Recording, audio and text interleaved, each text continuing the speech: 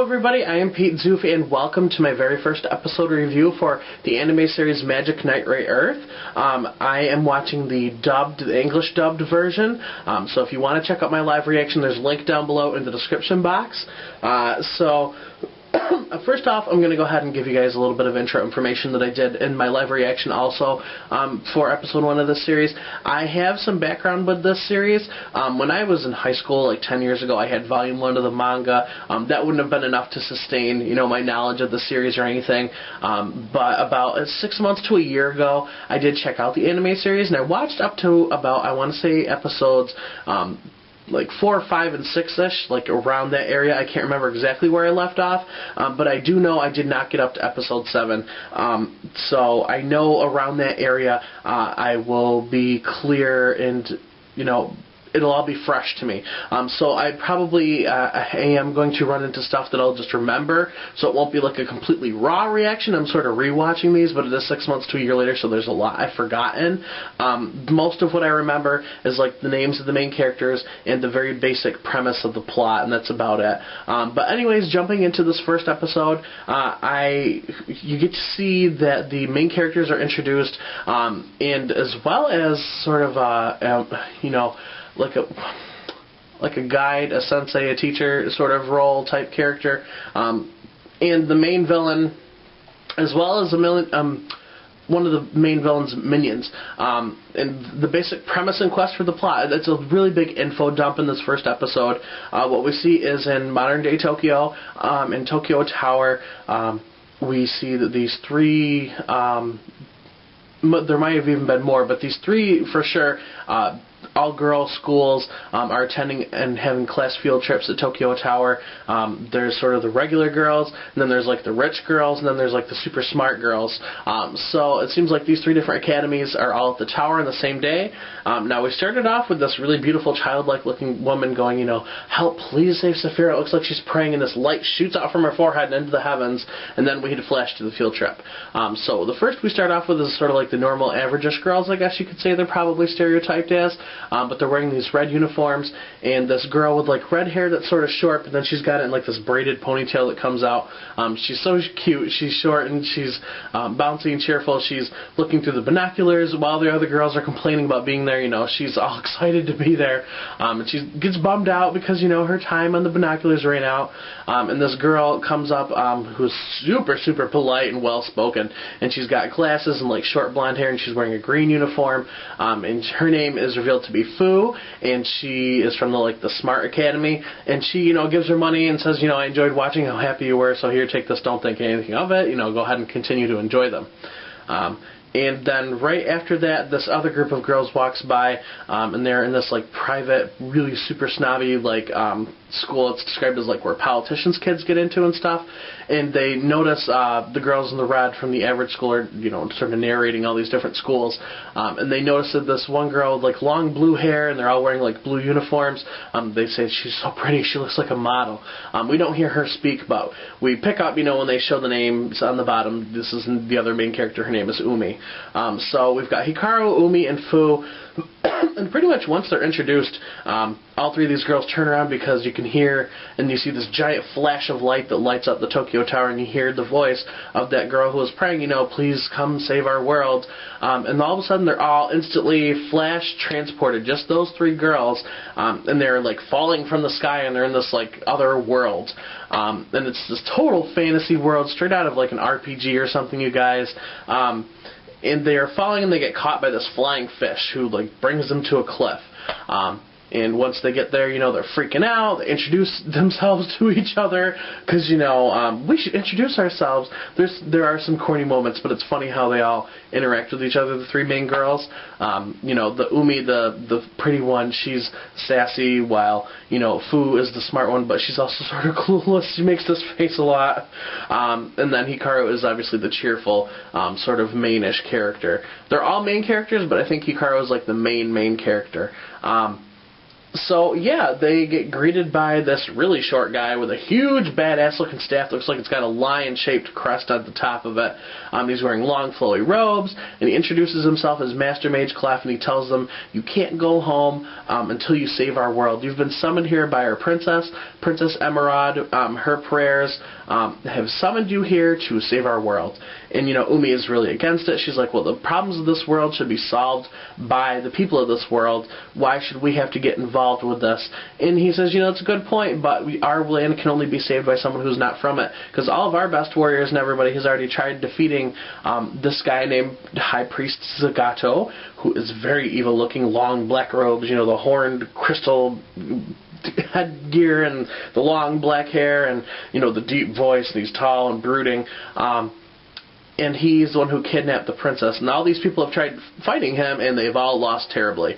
They even show an image of, Zagato standing over this, littered ground full of dead bodies. So, it's pretty clear that it's been implied there is nobody left to do this shit. They needed outside help for a reason. So, the girls are still pretty reluctant to do this, and he's, asking them, well, can you even use magic? And they're like, no, we don't have magic.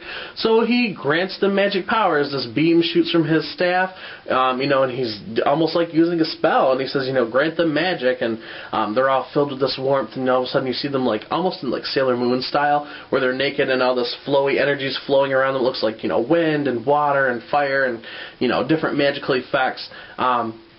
And they're like, okay, well, we can use magic now. And they also gained, little mini pieces of, armor that sort of looked like training bras and shoulder pads. He's telling them, yeah, you should be able to use magic now if you try to cast a spell. So he teaches Hikaru, the red-haired girl, the main short, girl, how to use her magic. He puts his hand on his forehead, and tells her to close her eyes and feel her magic, and she says she feels it, burning inside her, and he says, that's your magic, call upon it.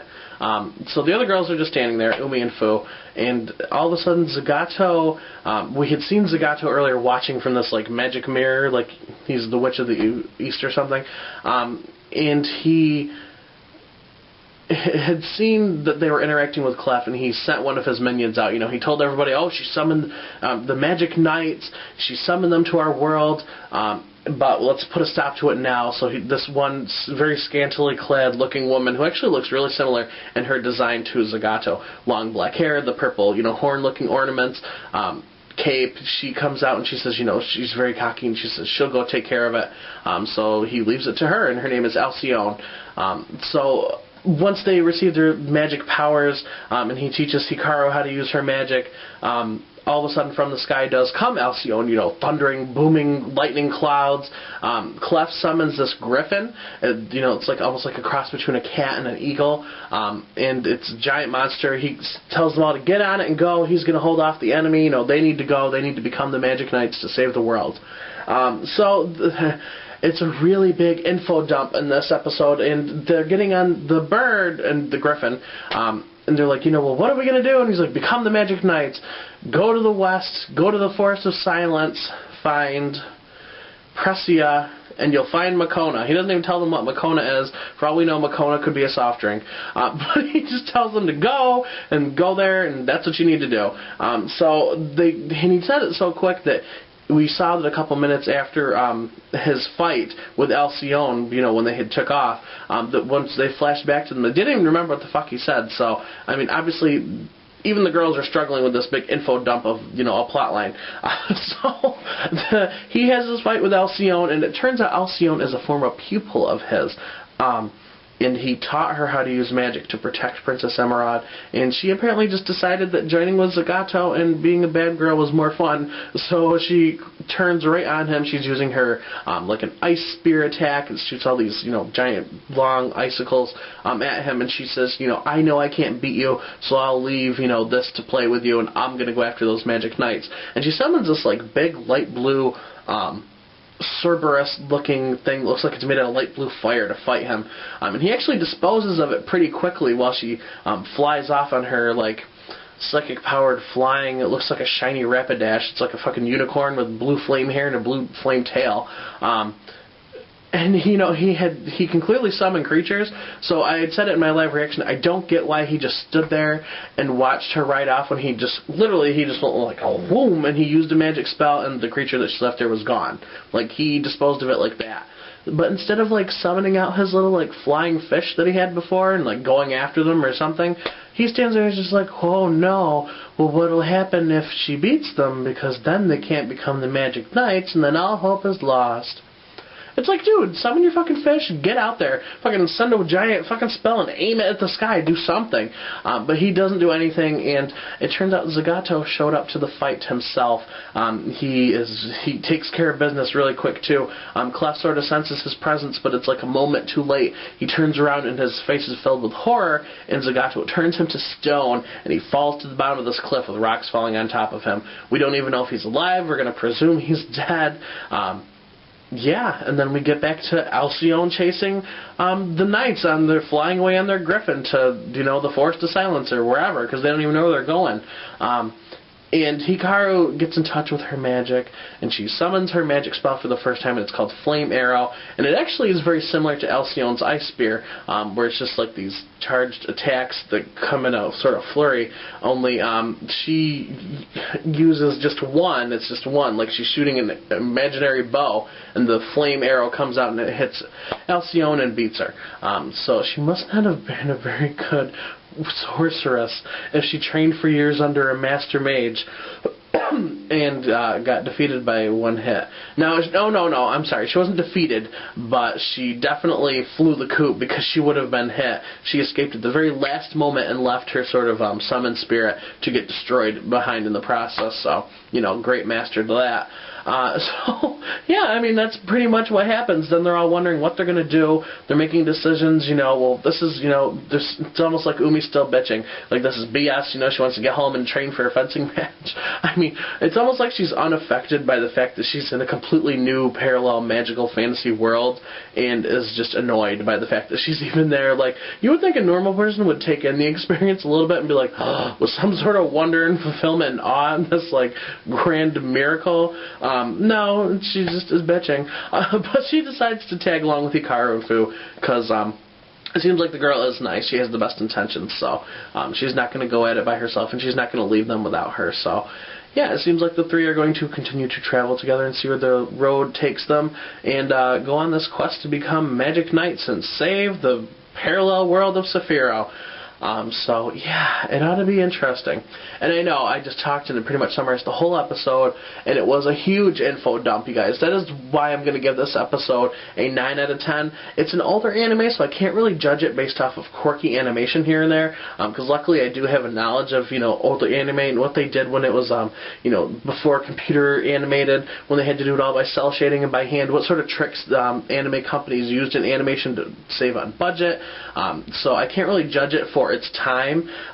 It doesn't really hold up as far as animation itself goes to the test of time, but there's some really cute, nice touches that you don't see in anime anymore in this series, like when they all go really chibi and they're really cute when they interact with each other. There's definitely some funny parts where you just don't see them do that in anime anymore. The music was really good, except for the preview. The preview for the next episode. I'm glad I'm not watching the ending theme anymore because it straight up sounded like, I don't even know, like the worst elevator music. But yeah, it was pretty good. It was definitely an info dump for viewers, and yeah, there was a lot of characters, and it was nothing that really deviated too much from any sort of RPG tale so far. If you play like the classic RPGs, you sort of got your heroes, you got your main quest, and behold, even though there are 3 female protagonists, they still got to save a princess. So it doesn't deviate too much from the fantasy formula, but it is going to be pretty fun, I have a feeling. Like I said, I've only watched up to episode like 5 or 6-ish at the most, and that was like half a year to a year ago, so there's definitely surprises in store for me. And we're going to be watching this straight through Magic Knight Rayearth and its sequel, Magic Knight Rayearth 2, as dailies on the channel, so you'll see an episode every day, unless I say otherwise in one of my update videos. So, anyways, you guys, that was my thoughts on episode 1 of Magic Knight Rayearth, the English dubbed version. Leave me a comment and let me know what you thought of this episode if you watched it with me. And make sure you subscribe if you want to stay up to date on future live reactions and episode reviews for Magic Knight Rayearth and other anime going on in my channel. And I will see you guys next time. Have a great day. Bye.